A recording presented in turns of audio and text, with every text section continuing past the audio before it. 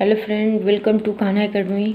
आज हम लोग भूगोल का पहला लेसन पढ़ेंगे और ये वीडियो आपके UP TET, super TET, C TET, other परीक्षाओं में जीके पूछते हैं उन सब परीक्षाओं के लिए उत्तम है। अगर हमारे चैनल पे आप नए हैं तो हमारे चैनल को सब्सक्राइब कीजिए, लाइक कीजिए, कमेंट कीजिए और ज़्यादा से ज़्यादा शेयर कीजिए, प्लीज़ रिक्वेस्ट यू। और कमेंट बॉक्स में ये ज़रूर बताइए ये वीडियो आप लोगों को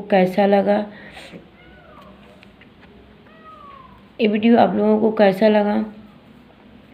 और ऐसा नहीं है कि जो भी सब्जेक्ट में पढ़ा रही हूँ तो एक पॉइंट को छोड़कर दूसरे पॉइंट पे चले जाएंगे, पॉइंट बाय पॉइंट पढ़ाएंगे।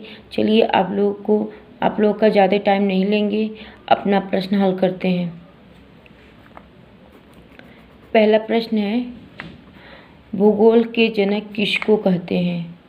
भूगोल के जनक किसको कहते हैं? यहाँ पे आप 4 ऑप्शन देख रहे हैं। चारों ऑप्शनों के बारे में मैं बताऊंगी। चलिए, पहला ऑप्शन है अलेक्जेंडर वान हमबोल्ट। अलेक्जेंडर वान हमबोल्ट। तो ये वर्तमान जनक जो लिखा गया है ये भूगोल के वर्तमान जनक है, जो वर्तमान प्रेजेंट टाइम में भूगोल है उसके जनक है ये। अलेक्जेंडर ऐसे कभी कभी पूछ देता है, सिर्फ अलेक्जेंडर मतलब दे देता है, वान हमबोल्ट नहीं देता है। ठीक।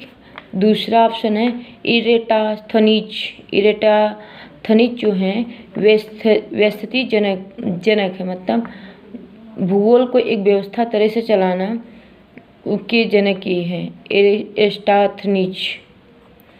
तीसरा ऑप्शन जो आपका है पोलिडोनियम है।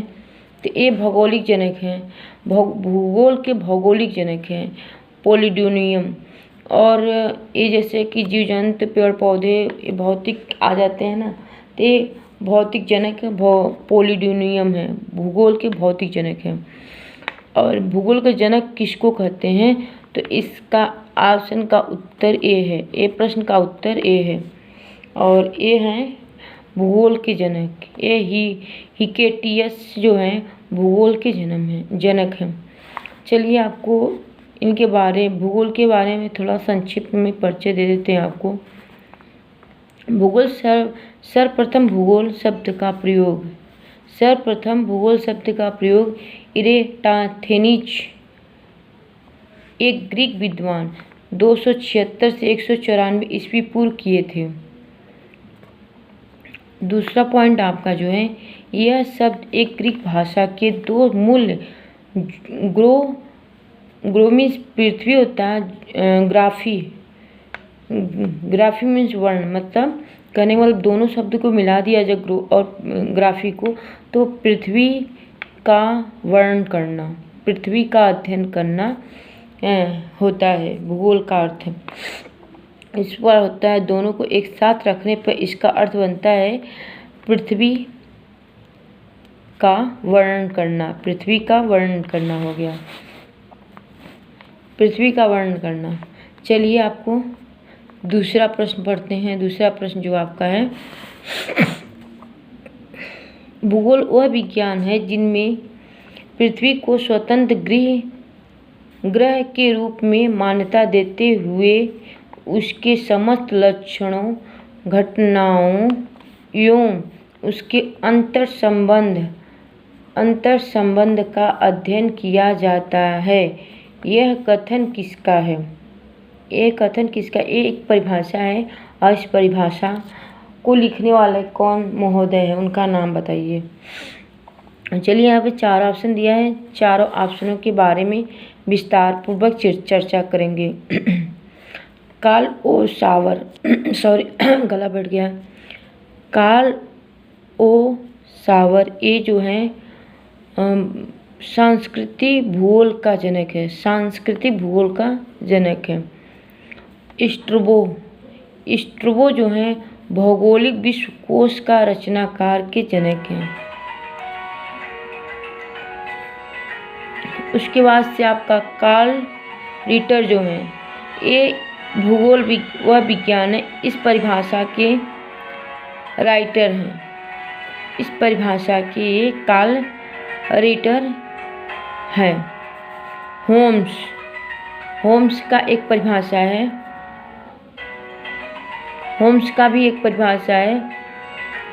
भूगोल में पृथ्वी के उस भाग का अध्ययन किया जाता है जो मानव रहने का स्थान है, जो मानव रहने का स्थान है। भूगोल में पृथ्वी के उस संभाग का अध्ययन किया जाता है जो मानव रहने का स्थान है, जहाँ मानव का रहने का स्थान है, उसमें भूगोल पृथ्वी के अध्ययन भी, पृथ्वी के उस भाग का अध्ययन किया जाता है भूगोल के अंतर्गत। इस परिभाषा के राइटर जो हैं होम्स हैं, होम्स। चलिए तीसरा प्रश्न है, अस्तित्वमान द्रव एवं ऊर्जा के सम्मिलित रूप को क्या कहते हैं? अस्तित्वमान द्रव एवं ऊर्जा के सम्मिलित रूप को क्या कहते हैं? यहाँ पे 4 ऑप्शन हैं, चारों ऑप्शन के बारे में बात करते हैं।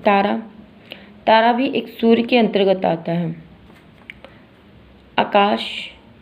आकाश गंगा भी सूर्य के अंतर्गत ही आता है। उसके बाद सूर्य जो है ब्रह्मांड के अंतर्गत आता है। ये तीनों ऑप्शन जो हैं ब्रह्मांड के अंतर्गत आते हैं। तो इन सब अस्तित्वमान द्रव एवं ऊर्जा के सम्मिलित रूप को क्या कहते हैं? तो ब्रह्मांड कहते हैं। ब्रह्मांड के बारे में विस्तार पूर्वक नेक्स्ट पेज पे पढ़ते हैं। दूसरे शब्दों में सूक्ष्म अणु, छोटे छोटे अणु क्या कहते हैं? बूंद के बराबर अणुओं से लेकर महाकाया, बड़ा बड़ा तारा जो होता है, महाकाया आकाश गंगाओं तक को सम्मिलित स्वरूप को ब्रह्मांड कहा जाता है। यहाँ आपको अच्छा से समझा दिए। दूसरे शब्दों में सूक्ष्म छोटी छोटी तारे को मिलाकर महाकाया, बड़ी बड़ी ताराएं, ग्रह, उपग्रह सबको मिलाकर आकाशगंगा तक को सम्मिलित स्वरूप को ब्रह्मांड कहते हैं।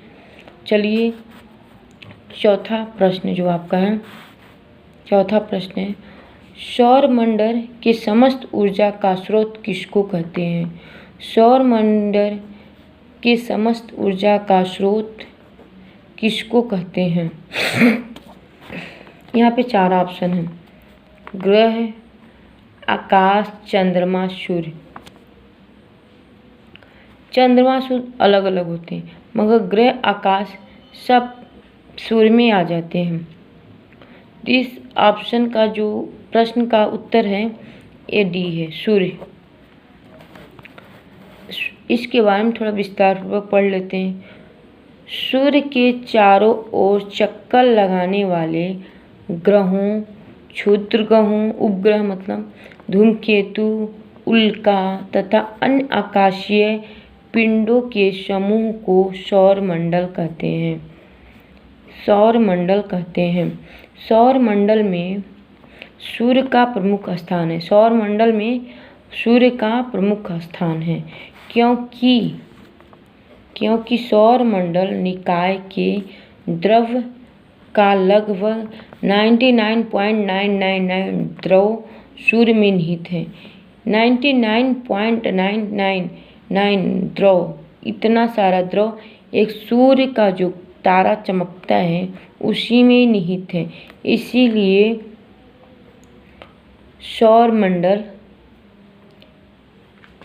का सबसे ज़्यादा स्रोत जो है वह सूर्य आपका है।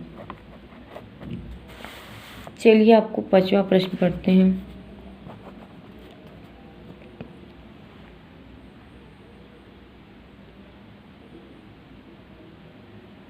तारों का ऐसा समूह जो धुंधला सा दिखाई पड़ता है उसको क्या कहते हैं?